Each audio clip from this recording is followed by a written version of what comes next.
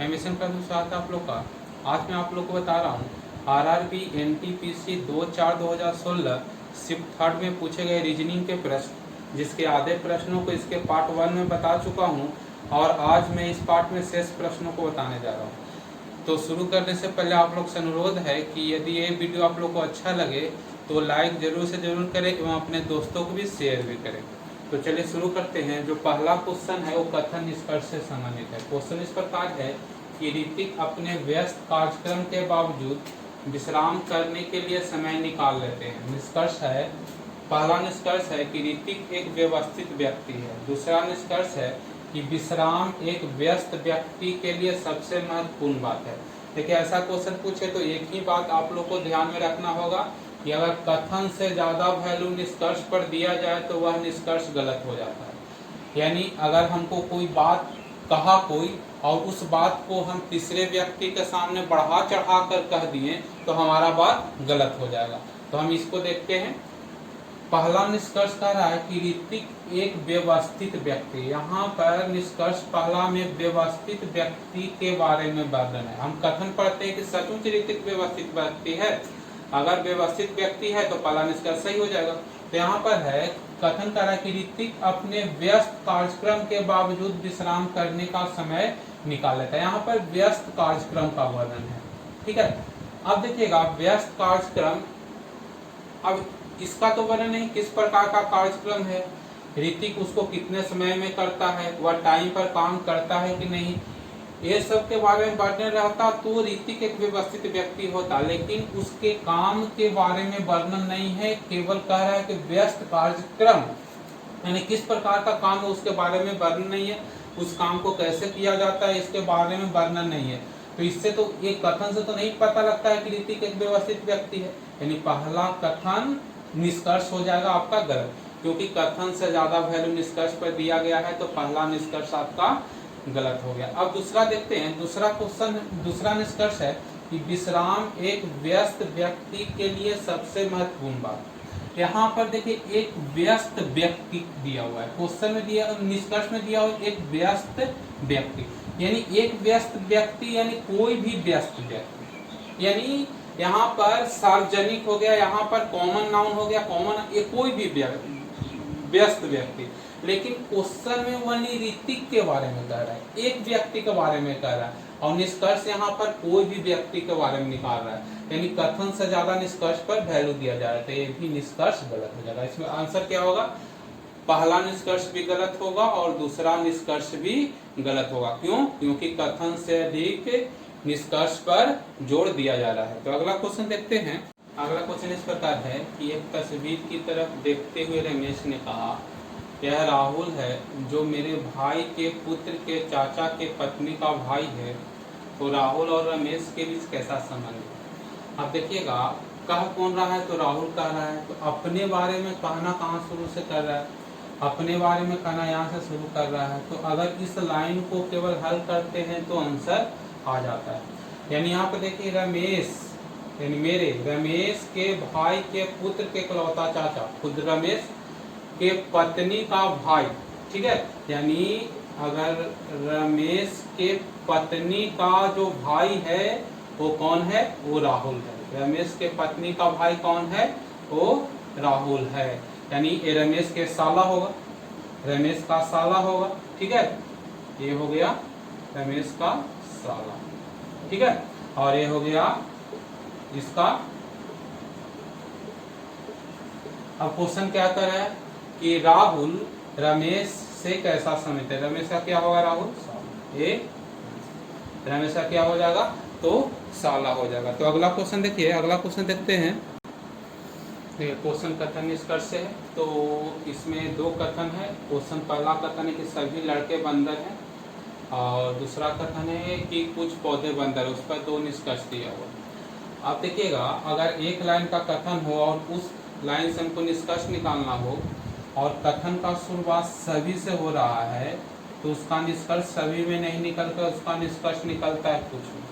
यानी एक लाइन के कथन हो उससे निष्कर्ष निकालना हो और कथन का शुरुआत सभी से हो रहा है तो उसका निष्कर्ष निकलेगा कुछ में। जैसे सभी लड़के बंदर हैं, यानी जा रहे हैं हम, सभी से सभी लड़के बंदर हैं, तो लौटोगे कुछ में, तो कुछ बंदर लड़के हैं, इसका निष्कर्ष सभी लड़के बंदर हैं का निष्कर्ष क्या निकलेगा, कुछ बंदर लड़के हैं। तो पहला निष्कर्ष देखते हैं, कुछ बंदर लड़के हैं, यानी पहला निष्कर्ष तो 100% सही होगा। ठीक है, पहला निष्कर्ष सही होगा।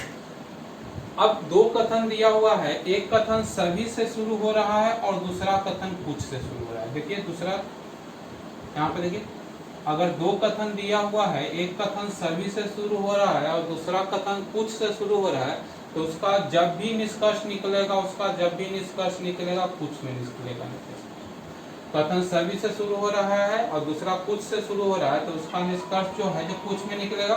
तो यहाँ पर देखिए, यहाँ पर देखते हैं कि जो निष्कर्ष इसका सभी में निकाल रहा है, इसका निष्कर्ष जो है वो सभी में निकाल रहा है, तो इसका निष्कर्ष तो गलत हो जाएगा। ठीक है, इसका निष्कर्ष सभी निकाल रहा है तो इसका निष्कर्ष गलत हो जाएगा, कारण कि इसका सभी और कुछ से रहे तो इसका निष्कर्ष कुछ में निकलता है, यानी यहाँ पर गलत होगा। इसका आंसर क्या होगा, पहला निष्कर्ष सही होगा और दूसरा निष्कर्ष गलत होगा। अगला क्वेश्चन देखते हैं। अगला क्वेश्चन इस प्रकार है कि यदि a बराबर 1 है दिया हुआ एवं PAT बराबर 37 है, तो PART का मान क्या होगा। यानी a का स्थान पहला आता है, P plus A plus T का स्थान जोड़ेंगे तो 37वां आएगा, तो PART का स्थान अगर जोड़ेंगे तो कितना आएगा। तो अंग्रेजी वर्णमाला के प्रत्येक अक्षर का स्थान अगर याद रखना है तो याद रखिए EJOTY, EJOTY। ठीक है, अगर 5 का पहाड़ा पढ़िए, 5 J का स्थान, O का स्थान 15, इसका 20 और इसका 25। ठीक है, या इसके सिवा और कुछ दूसरा को याद रखना चाहते हैं तो ये याद रखें, सेक्युलर CFILORUS,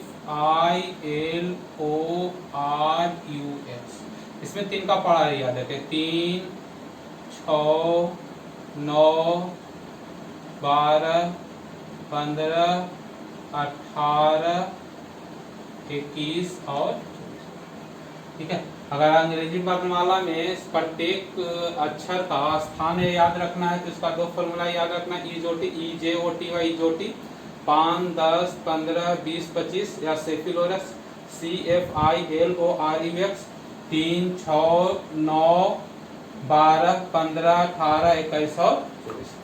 अब देखिए A का स्थान पहला है, PAT का स्थान 37वां है, तो PART का स्थान, तो हम P का स्थान ज्ञात करेगा, A का स्थान, R का स्थान और T का स्थान ज्ञात करेंगे, उसके बाद जोड़ेंगे।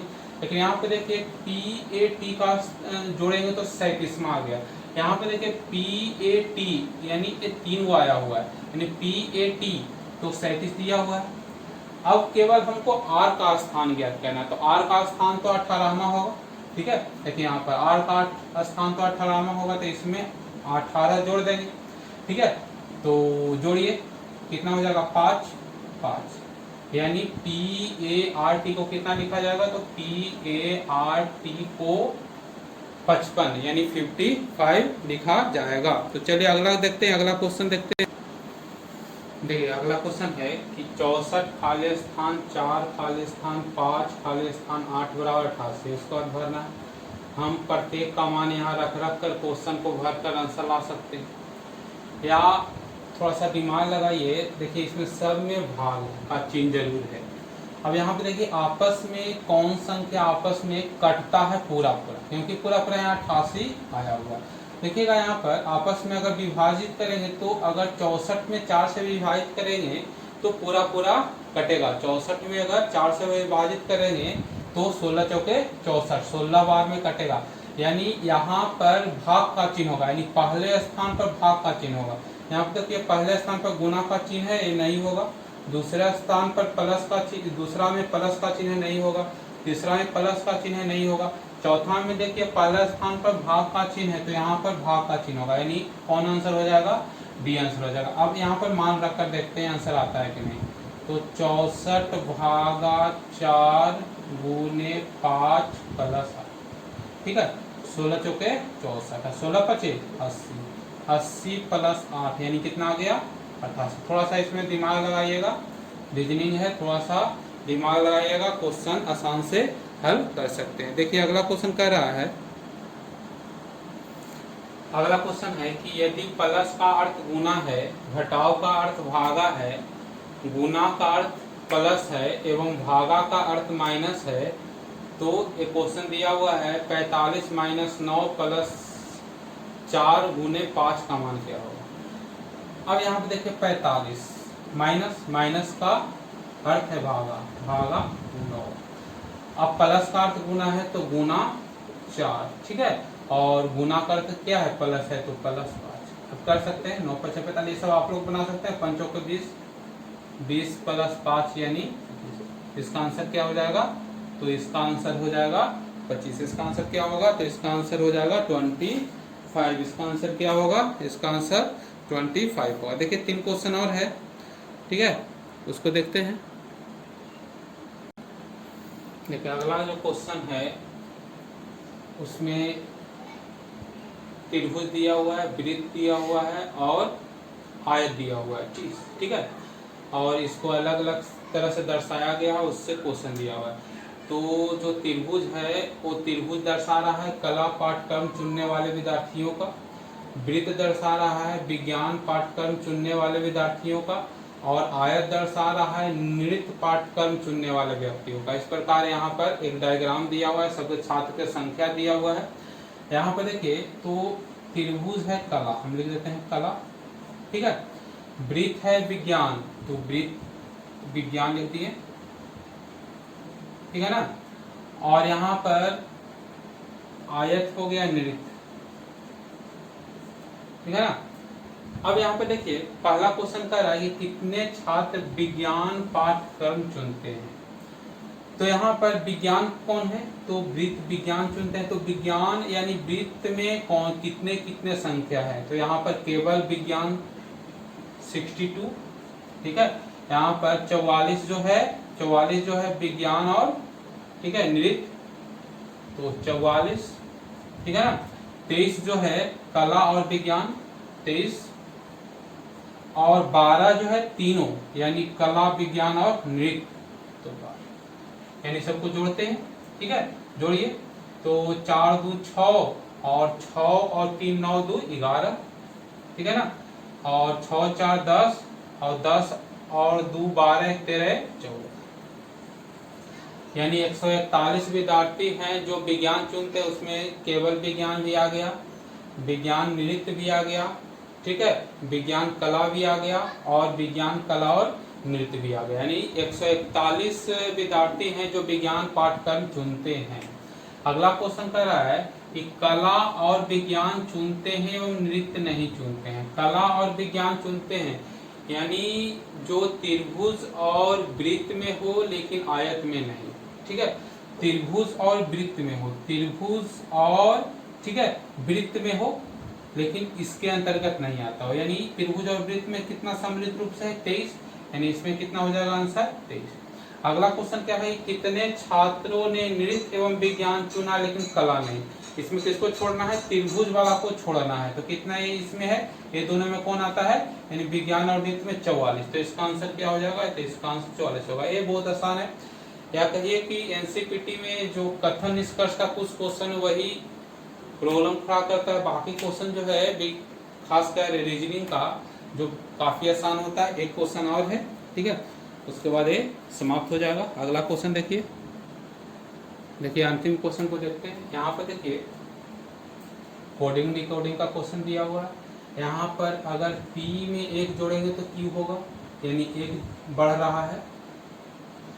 यहाँ पर अगर L में 1 घटाएंगे तो क्या हो जाएगा, K होगा। दूसरी प्रकार U में 1 जोड़ेंगे तो V, और T में 1 घटाएंगे तो S, यानी 1 जुट रहा है और 1 घट रहा है, ठीक है।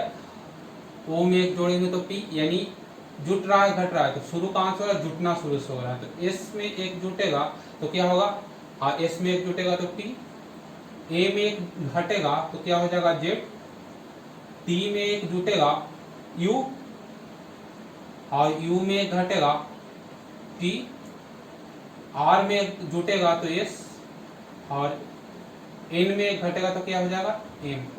ए आंसर हो जाएगा। ए क्या हो जाएगा ए आंसर हो जाएगा। तो आज हम लोग देखें आरआरबी एनटीपीसी 2/4/2016 शिफ्ट थर्ड में पूछे गए रीजनिंग के प्रश्न। इसके सारे रीजनिंग के प्रश्नों को मैंने 2 भागों में बताया है। तो अगला भाग इसी कुछ और लेकर आएंगे।